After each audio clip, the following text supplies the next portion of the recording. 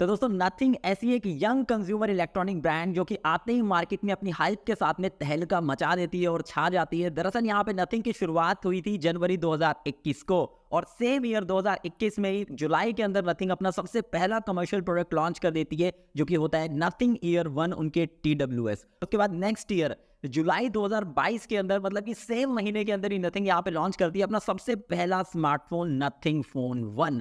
और nothing phone 1 again एक huge success, एक ह्यूज हिट होता है मार्केट के अंदर। खासतौर पर अगर इंडिया की बात की जाए तो लॉन्च के सिर्फ 2 महीने के अंदर ही नथिंग फोन 1 की इंडिया के अंदर 1 लाख से ज्यादा यूनिट बिक चुकी थी, जो कि एक बिल्कुल नई नवेली कंपनी के लिए एक अच्छा खासा नंबर यहाँ पे हो जाता है।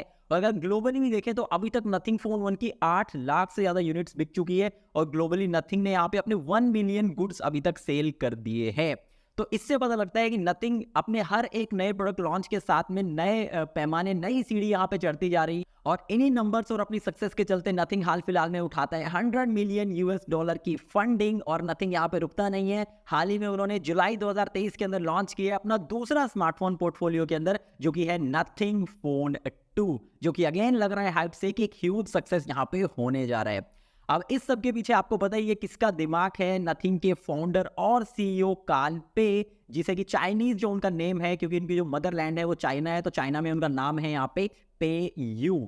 आप देखिए जो काल पे है यहाँ पे वो नथिंग को इतनी सक्सेस पे इसलिए लेके जा पाए इतनी जल्दी क्योंकि वो ऑलरेडी यहाँ पे फाउंडर रह चुके हैं, को फाउंडर रह चुके हैं वन प्लस के अंदर। वन प्लस को हालांकि उन्होंने अक्टूबर 2020 में छोड़ दिया था, लिव कर दिया था, रिजाइन दे दिया था अपना नया टेक वेंचर शुरू करने के लिए जो कि आगे जाके बनता है नथिंग।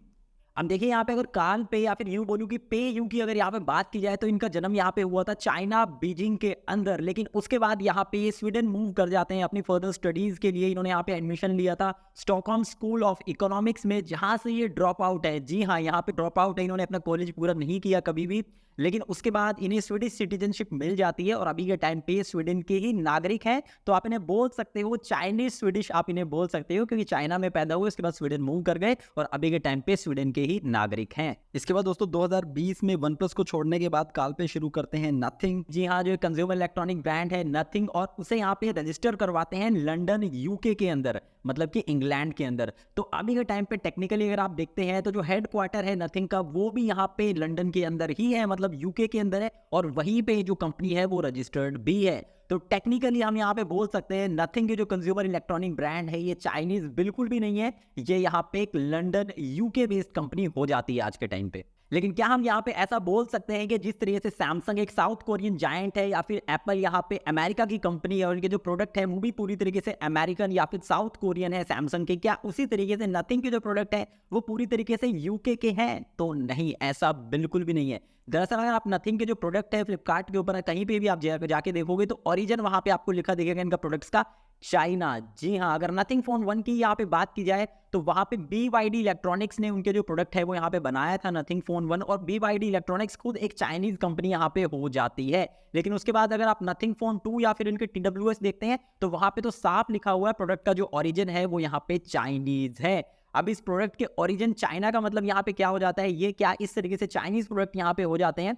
तो देखिए सबसे पहले आप देखिए अगर आप सैमसंग को देखते हो तो उनका जो प्रोडक्ट का जो ओरिजिन है वो या तो आपको इंडियन मिलेगा या फिर साउथ कोरियन मिलेगा। सेम उसी तरीके से अगर आप एप्पल के प्रोडक्ट के भी देखते हो आपको ओरिजिन है वो या तो यूएस का मिलेगा या फिर इंडिया का मिलेगा। और आज के टाइम पे अगर आप सैमसंग को देखते हो जो साउथ कोरियन कंपनी है, या फिर यहाँ पे देखते हो एप्पल को जो कि अमेरिकन ब्रांड है, तो उनकी मैन्युफैक्चरिंग भी या तो साउथ कोरिया के अंदर ही हो रही है या फिर यहाँ पे अमेरिका के अंदर ही हो रही है या फिर इंडिया के अंदर यहाँ पे हो रही है। और इवन जो वो पार्ट्स लगाते हैं, मतलब कि जो कंपोनेंट्स हैं, जो मेजर कंपोनेंट्स हैं जैसे कि प्रोसेसर हो गया या फिर डिस्प्ले हो गया, वो भी या तो सैमसंग तो भाई खुद ही अपनी डिस्प्ले बनाता है और एक्सिनोस के प्रोसेसर बनाता है, या फिर क्वालकॉम मीडियाटेक के लेता है, तो आपको पता है वो भी चाइनीज कंपनी यहाँ पे नहीं है।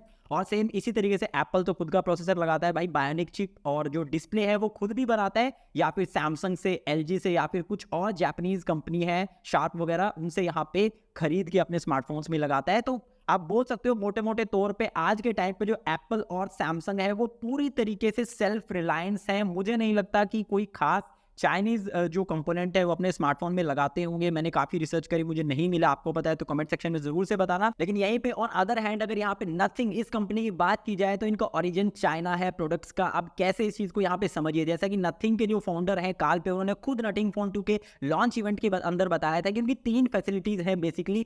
एक यहाँ पे शेंजन चाइना के अंदर, जहाँ पे उनका मेजर कंपोनेंट्स बनते हैं, जितने भी मेन कंपोनेंट्स होते हैं वो सब। और उसके बाद यहाँ पे इंडिया के अंदर उनकी एक यूनिट है जो कि चेन्नई के अंदर है, जहाँ पे बेसिकली असेंबली होती है या फिर कुछ और जो पार्ट्स है जैसे कि उसकी प्लास्टिक के जो पार्ट्स वगैरह हैं जो इतने कॉम्प्लिकेटेड नहीं है वो सब बनते होंगे। बेसिकली असेंबली यूनिट जिसे आप बोल सकते हो, जैसे कि और ब्रांड्स की है और चाइनीज ब्रांड्स की है। और एक और उनकी जो तीसरी यूनिट है वो लंदन यूके के अंदर है, जहाँ पे जो क्रिएटिव काम है ना पूरा, मतलब कि स्मार्टफोन TWS उनके जो प्रोडक्ट है उसका डिज़ाइन ब्लूप्रिंट वगैरह और उनकी टेस्टिंग वगैरह वो सब वहाँ पे होती है।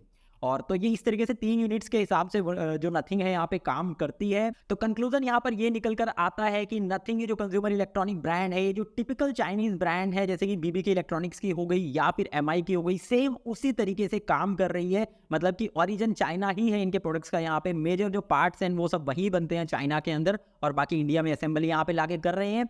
लेकिन यहाँ पर बस एक फर्क आ जाता है कि जो चाइनीज कंपनी है वो है ही चाइना की, रजिस्टर्ड भी वहाँ पे, उनके हेडक्वार्टर्स भी वहाँ पे है, और ये बस लंदन बेस्ड आप इसे बोल सकते हो। टेक्निकली यहाँ पे लंदन की UK बेस्ड कंपनी यहाँ पर हो जाती है। लेकिन जाते जाते ना मैं वीडियो में आपको एक बात बताना चाहूँगा भाई, ये जो बंदा है ना काल पे, या फिर चाइना में इनका नाम लूँ तो पेंग यू, भाई बहुत ही कमाल का बंदा है। क्योंकि आप देखिए अभी इसकी उम्र 32 साल है, इनकी उम्र 32 साल की उम्र में ये एक कंपनी बना के ऑलरेडी इनसे छोड़ चुके हैं OnePlus को, अच्छे खासे मुकाम पे करके छोड़ के गए थे।